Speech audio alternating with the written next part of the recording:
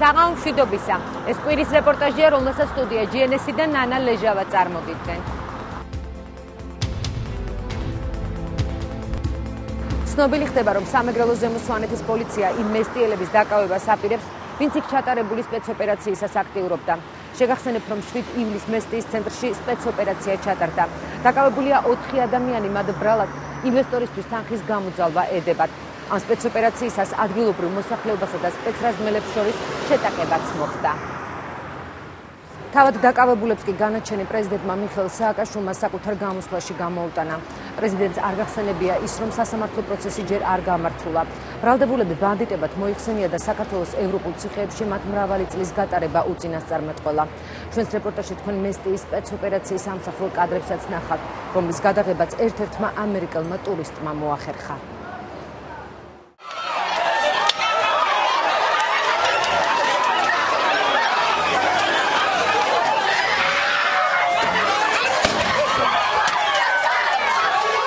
ეს კადრები მესტიის ცენტრში 7 ივლისს ერთ-ერთმა ამერიკელმა ტურისტმა გადაიღო, რომელიც სამეგრელოს ზემო სვანეთის პოლიციის მიერ ჩატარებულ სპეცოპერაციას შემთხვევით შეესწრო. რამდენიმე ათეული სპეცრაზმელი ზუგდიდიდან მესტიაში 4 ადამიანის დასაკავებლად აიყვანეს. ნელი ნავერიანი და მისი მაზლიშვილები ჯაფარიძეები ინვესტორებისთვის ფულის გამოძალვის ბრალდებით არიან დაკავებულები. ოპერაცია სასტუმრო მესტიაში დაიგეგმა. 3 ადამიანი იქ დააკავეს, ახლად არჩეული საკრებულოს წევრი ალიანსის საქართველოსთან ნელი ნავერიანი კი საკუთარ სახლში.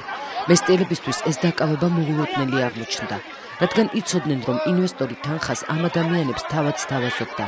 მათ გზა გადაკეტეს და ზუგდიდში დაკავებულების გადაყვანას აპროტესტებდნენ.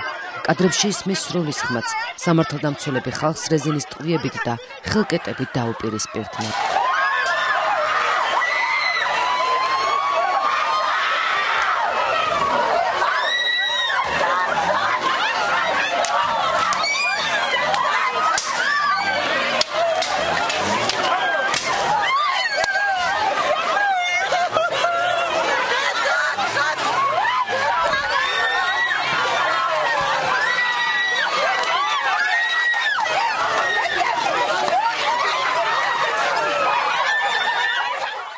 უცხოურ ინვესტორებს როგორ უნდა ჩაუჯდეს ვინმე წელში, მაგას აუხსნიან კარგად საქართველოს ევროპული რანგის საპატიმროებში მრავალი წლის შემდგომი წლის განმავლობაში მათ.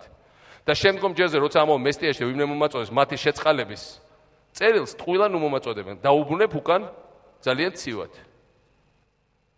იმიტომ რომ ტრადიცია სიღარიბის, კრიმინალის, თავზეხელაღებულობის და ბანდიტიზმის არ არსებობს და ესეთი სვანური ზოგად ქართული ტრადიცია საქართველოში არ იყო. პრეზიდენტი მიხეილ სააკაშვილი მესტიაში ჩატარებულ სპეცოპერაციას ზუსტად 1 კვირის შემდეგ გუბერნატორებთან შეხვედრის დროს გამოეხმაურა.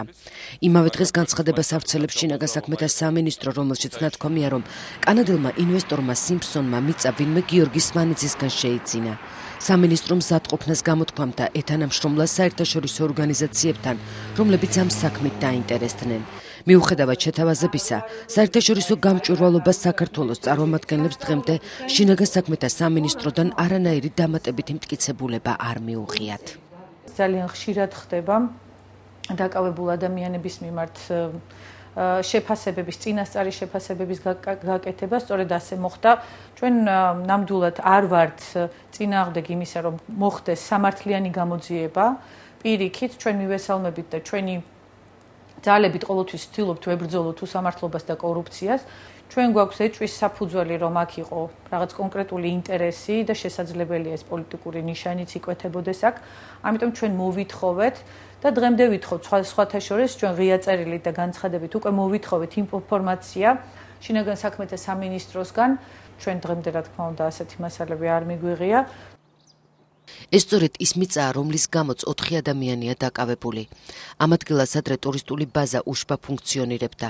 დღეს აქ მხოლოდ ამორტიზებული შენობაა და ჯაფარიძეები მამაპაპისეულ მიწას სათიბად იყენებდნენ. ბევრი სხვა მესტიელის მსგავსად მიწა დაკანონებული არც მათ ჰქონდათ. მესტიაში არავინ იცნობს გიორგი სვანიძეს, ვისი სახელითაც მიწა გაიყიდა. საჯარო რეესტრის ამონაწერიდან ირკვევა, რომ სიმფსონს ნაკვეთი 25 ივნისს დაუკანონეს. 30-ში მისი ქართველი წარმომადგენელი მესტიაში ადის. უკვე 1 ივლისს კი პოლიციას მიმართავს და აცნობებს, რომ მას ფულს $220,000 ძალავენ. 7 ივლისს სპეცოპერაცია ტარდება. საერთაშორისო ორგანიზაციის წარმომადგენლებს ასეთი ჩქარი ტემპი აეჭვებთ. მით უმეტეს მაშინ, როცა მესტიაში არჩევნების წინ მომხდარი ინციდენტი, როცა საკრებულოს ოპოზიციონერ კანდიდატებს იქასული გუბერნატორი და პოლიცია კენჭისყრაზე უარის თქმას აიძულებდა, 3 თვის შემდეგაც გამოუძიებელია. დაკავებული ნელი ნაბერიანი კი ის ადამიანია, რომელიც მაშინ განსაკუთრებით აქტიურობდა.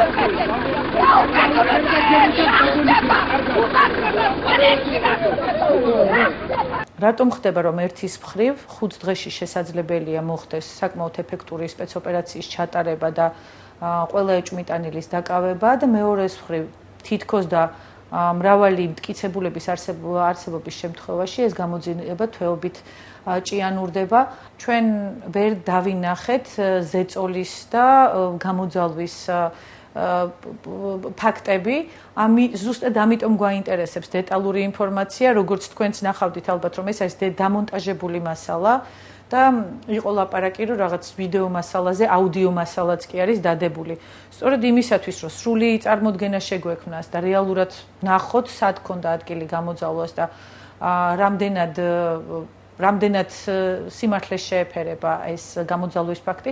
სწორედ ამიტომ ვითხოვთ იმ ორიგინალ ჩანაწერებს, როგორც სატელეფონო ჩანაწერს, ისე ვიდეო ჩანაწერს, რომ ჩვენ დავწმუნდეთ, რომ ნამდვილად ასეთ ფაქტს ადგილი ქონდეს. შინაგან საქმეთა სამინისტროდან დამატებით მტკიცებულებებს საერთაშორისო ორგანიზაციის წარმომადგენლები დღემდე ელოდებიან.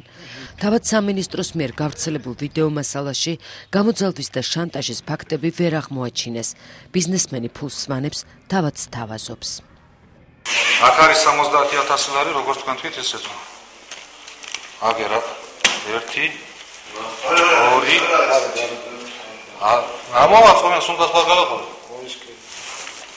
3 ყველა ისა 10,000 დადასკობილი 4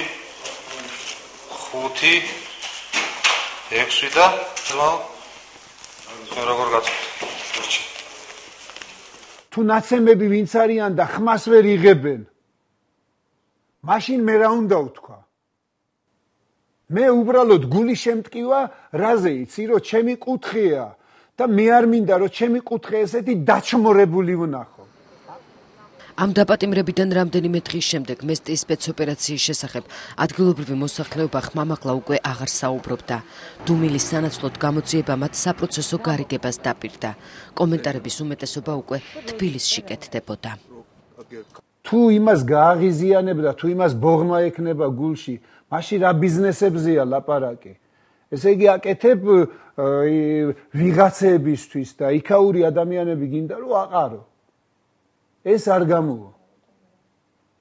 აყრა არ შეიძლება ადამიანების. საუკუნეების განმავლობაში რომ იქ ცხოვრობს ადამიანი, როგორია ეხლა იმისი აყრა. თავისუფლად შეიძლება ყველაფრის დარეგულირება და არავინ არა ბიზნესის და ინვესტორის წინააღმდეგი, არავინ არ იქნება. ეს არის როგორი სისულელეა ამაზე ლაპარაკი, იცი რომ სვანები არიან ამ ბიზნესისა და ტურიზმის წინააღმდეგ. როგორ შეიძლება ამის გაკეთება?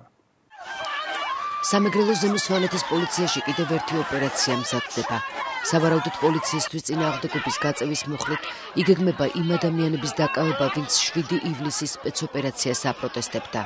გვეუბნებიან, რომ დასაპატიმრებელთა სიაში ძირითადად მამაკაცები არიან. იმ მოტივით, რომ ადგილობრივი მოსახლეობის წინააღმდეგ ჩვენებები არ მისცეს, პოსტიდან გაუშვეს მესტიის პოლიციის უფროსის 2 მოადგილე. ადამიანმა, რომელიც ტელეფონით გვესაუბრება, გვთხოვა მისი ვინაობა არ გაგვემხილა. ჩვენ დაჭერა უნდა ერთი ვაკაც. რა ვიცი რას გააკეთებდა მაგრამ მე მოხდება რაღაც ცუდი ამბავი. შეიძლება იქამდე მივიდეს რომ კონტროლი გახდება სიტუაცია და სიტუაცია ხდება კენცენტრში. მესტიელები ფიქრობენ, რომ ამ ხმაურიანი სპეცოპერაციებით ადგილობრივი გამგეობა და სამეგრელო ზემო სვანეთის გუბერნატორი ოპოზიციურად განწყობილი ადამიანების გაჩუმებას ცდილობენ. საკრებულოს ოპოზიციონერი წევრები ფინანსური დარღვევების შესახებ დოკუმენტაციას კარგახანია ამზადებენ.